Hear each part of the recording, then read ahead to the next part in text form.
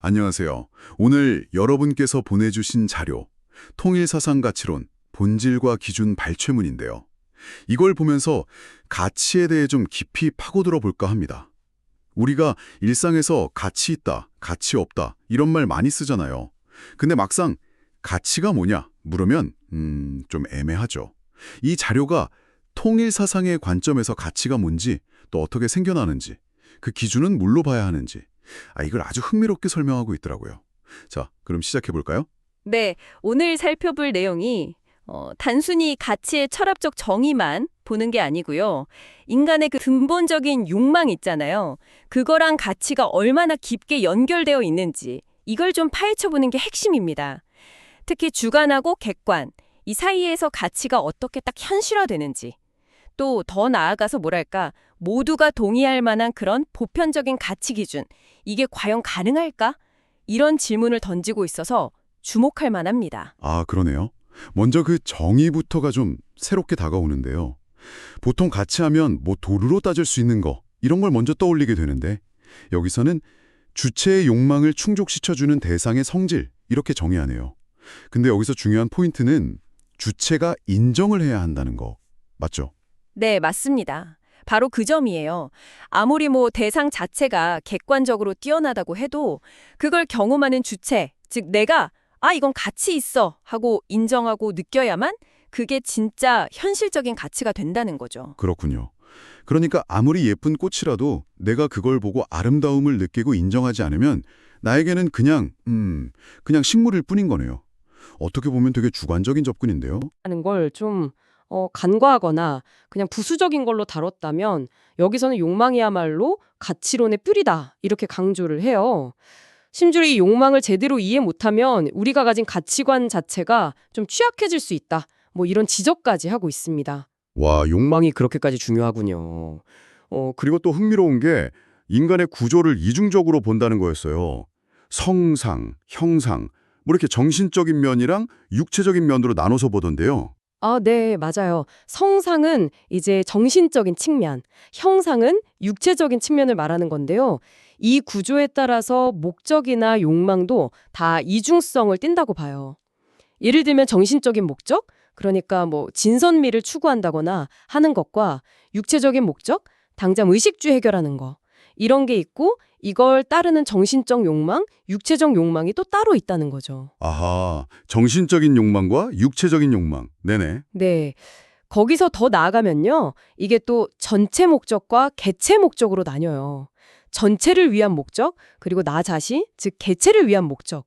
여기에 따라서 또 가치 실현욕, 그러니까 남을 위해 뭔가 하려는 욕망, 하고 가치 추구욕, 나 자신을 채우려는 욕망. 이렇게 또 나뉜다고 설명합니다. 복잡하죠? 와, 좀 복잡하긴 한데 뭔가 체계가 있네요. 실현가치, 추구가치. 그렇죠. 그리고 이 모든 다양한 욕망들의 가장 근본적인 뿌리는 이 자료에서는 창조 목적을 이루려는 어떤 내적인 충동에서 온다고 봐요. 여기서 말하는 창조 목적은 간단히 말하면 개성을 완성하고 행복한 가정을 이루고 또 자연 만물을 사랑으로 잘 다스리는 그런 3대 축복이라고 하는데요. 이걸 실현하려는 인간의 근본적인 지향성, 그걸로 보는 거죠. 맞습니다. 근데 아까 주관적인 인정이 중요하다고 하셨잖아요. 실제로 같은 걸 보고도 사람들마다 평가는 진짜 천차만별이잖아요. 누구는 좋다고 하고 누구는 별로라고 하고. 자료에서는 이걸 주관작용이라는 개념으로 설명하던데 이게 뭘까요? 아까 예시로 드신 꽃처럼 슬플 때 보는 달이 기쁠 때 보는 달이 다른 거 이런 건가요? 네, 정확합니다. 그 비유가 아주 딱 맞아요. 주관작용이라는 건 말 그대로 우리의 주관, 그러니까 내 생각, 취미, 인생관, 기분 상태 같은 거 있잖아요. 이런 내면의 조건들이 대상에 투영되거나 영향을 미쳐서 가치를 다르게 느끼게 만드는 작용을 말해요. 물론 대상 자체가 가진 어떤 성질이나 내부적인 조화, 이런 객관적인 조건도 무시할 순 없죠. 하지만 우리가 현실에서 느끼는 가치의 양이나 질, 그러니까 얼마나 크게, 얼마나 깊게 느끼는지는 이 주관작용에 의해서 크게 좌우된다는 겁니다. 그러니까 내 마음 상태가 필터처럼 작용하는 거네요. 그렇죠. 성경에 하나님 나라는 내 마음속에 있다. 이런 구절에나 불교에서 말하는 일체 유심조, 모든 것은 마음이 지어낸다. 이것도 결국은 마음가짐, 즉 주관작용의 중요성을 이야기하는 맥락으로 볼 수 있다는 거죠. 아, 되게 일리가 있네요. 자, 그럼 이제 제일 궁금한 지점인데요. 이렇게 주관이 크게 작용한다면 과연 모든 사람이 동의할 수 있는 그런 보편적인 가치 기준이라는 게 가능할까요? 문화나 시대에 따라서 막 변하는 그런 상대적 기준 말고요. 인류 전체가 이건 정말 중요한 가치야라고 공감할 수 있는 절대적 기준, 이게 가능하냐는 거죠. 자료에서는 진정한 평화를 위해서는 이런 기준이 꼭 필요하다고 하던데요. 네, 그게 이 가치론의 또 하나의 핵심적인 주장입니다. 상대적인 기준을 넘어서는 절대적인 기준이 가능하다, 그리고 필요하다는 건데요. 그 근거를 어디서 찾냐면 모든 존재의 궁극적인 근원. 이 자료에서는 이제 하나님이라는 표현을 쓰는데 그 근원적인 존재와 그분의 핵심 속성이라고 보는 참사랑과 참진리에서 찾는다는 겁니다. 참사랑과 참진리요? 좀 더 구체적으로 설명해 주실 수 있나요? 네. 여기서 말하는 참사랑은 그냥 막연한 사랑이 아니라 구체적으로는 부모와 자녀 간의 사랑, 부부 간의 사랑, 또 자녀들 간의 사랑처럼 아주 이상적인 형태의 사랑을 의미하고요. 참 진리는 모든 존재가 서로를 위해 존재하는 것, 그러니까 위하여 존재하는 삶의 원리, 이걸 뜻한다고 설명해요. 이런 사랑과 진리의 원리가 종교나 문화를 초월해서 인류 보편적으로 공감할 수 있는 절대적인 가치의 기반이 될 수 있다는 거죠. 절대적인 기준. 근데 여기서 또 질문이 생기는데요. 만약 그런 절대적인 기준이 있다면 개인의 어떤 다양한 생각이나 개성 같은 건 좀 무시되는 거 아닌가? 이런 걱정이 될 수도 있을 것 같아요. 네, 아주 좋은 질문이십니다. 충분히 그렇게 생각할 수 있죠. 그런데 자료에서는 그렇지 않다고 설명해요.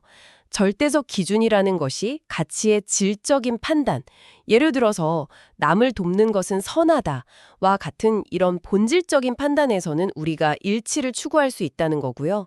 하지만 그 선함의 양, 그러니까 얼마나 선한가, 얼마나 가치 있는가 하는 그 평가는 여전히 개인의 주관이나 개성에 따라서 다를 수 있다는 거예요.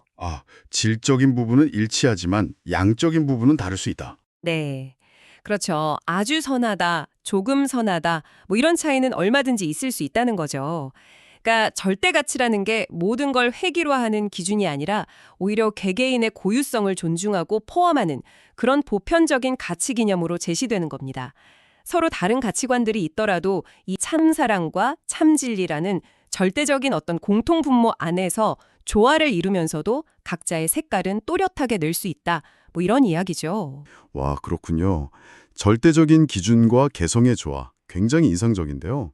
오늘 통일사상의 가치론을 통해서 가치라는 게 단순히 그 대상 자체에 딱 붙어 있는 게 아니라 우리 내면의 욕망, 또 주관적인 상태, 그리고 더 근원적으로는 사랑이나 진리 같은 원리와 아주 깊게 연결되어 있다는 걸 알게 됐습니다. 특히 그 주관작용이라는 개념하고 또 절대적 기준에 대한 논의가 가치를 좀 더 입체적으로 보게 해주는 것 같아요. 네, 맞습니다.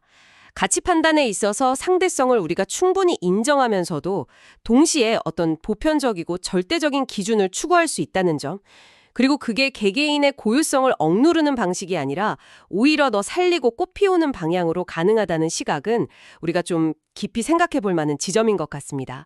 그래서 마지막으로 여러분께 질문을 하나 드리고 싶어요. 여러분의 삶에서 정말 중요하게 생각하는 어쩌면 변하지 않는 그런 가치 기준이 있다면 그건 뭘까요? 그리고 그 기준이 오늘 우리가 이야기 나눈 참사랑이나 참진리와 혹시 어떻게 연결될 수 있을지 한 번쯤 성찰해 보시는 건 어떨까 싶습니다.